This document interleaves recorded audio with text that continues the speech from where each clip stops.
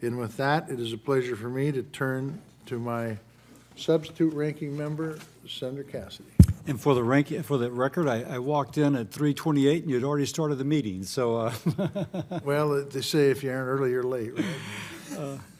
The Vince Lombardi School. Thank you, Mr. Chairman.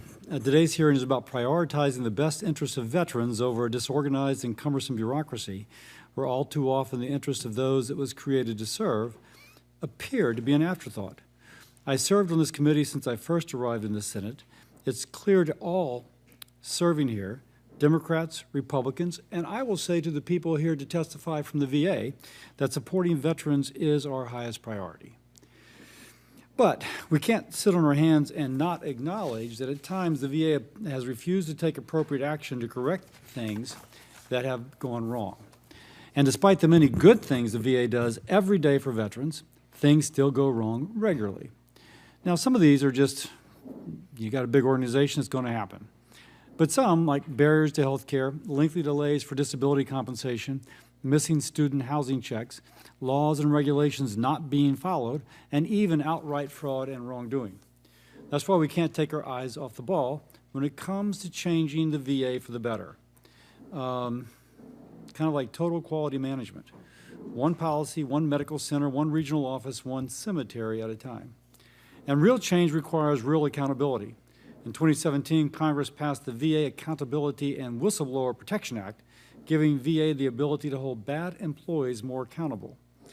This included a new Section 714 authority, allowing for expedited removal, demotion, suspension of employees for poor performance or misconduct.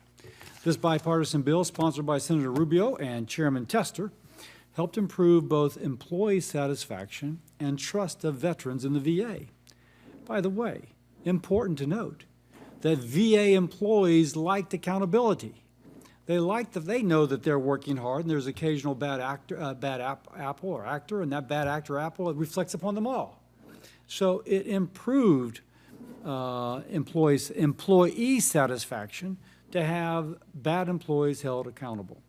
Unfortunately, in recent years, actions by the courts, the FLRA, and the MSPB, as well as internal decisions by the VA, have cut back the law's most important provisions.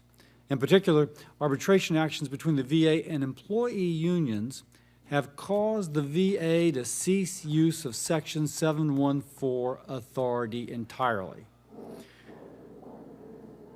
Because of this, a large number of fired employees have been reinstated with back pay, including some fired for, quote, grievous misconduct. I look forward to hearing more from our esteemed witnesses today on this issue.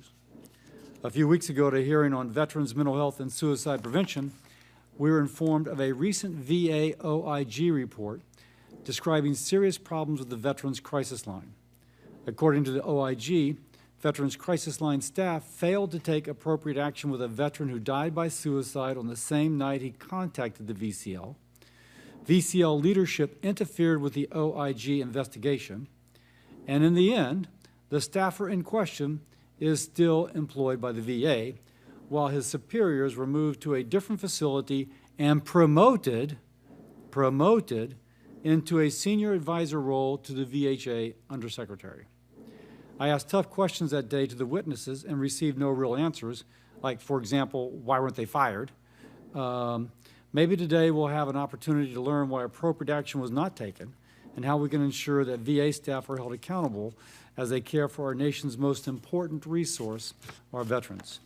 When VA employees cannot or will not do the jobs assigned, they should not continue working at the VA. Yet, at least in some areas, that is exactly what seems to be going on. That's wrong for veterans, their families, for the hundreds of thousands of hardworking VA employees who do it right, and for taxpayers. When Congress first provided VA with an expedited authority to hold employees accountable, President Obama said, if you engage in an unethical practice, if you cover up a serious problem, you should be fired, period. It shouldn't be that difficult, close quote. That was true then, it's true today. I yield.